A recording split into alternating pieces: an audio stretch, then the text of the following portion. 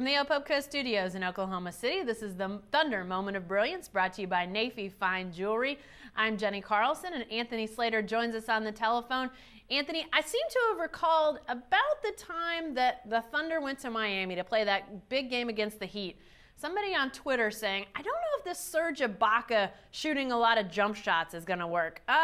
Seems like that seems to be working pretty well for the Thunder right now. His game has gone off the charts here lately. Oh, yeah, no doubt about it. And, I mean, we're talking about a moment of brilliance. How about a game of brilliance in Brooklyn? 12 of 12 shooting. First player to do that on the road in the NBA since, I think, Karl Malone back in the 90s.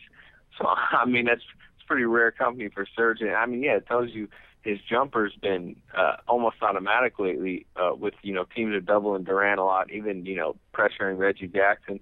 And they're just kind of finding Serge as an outlet about, 12 to 18 feet out. And he's pretty much hitting that jumper, every opportunity.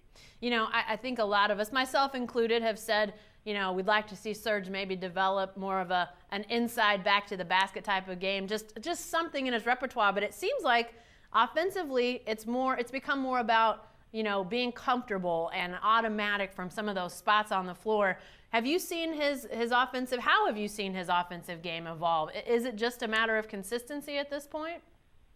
Well, I mean, I think, it would be great if he develops a better post game, just as, it would round out his offensive game. But I think with this offense, just the way they kind of operate, which, especially when Westbrook's back, which is, you got your guards are penetrating, they're trying to get to the rim, they're scoring at the rim a lot.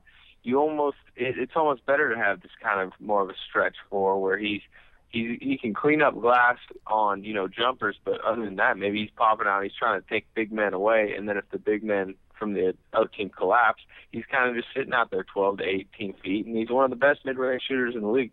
So I think his offense, while it may, you may long-term want him to have a post game, it's maybe better for him to just stick to what he's been doing well.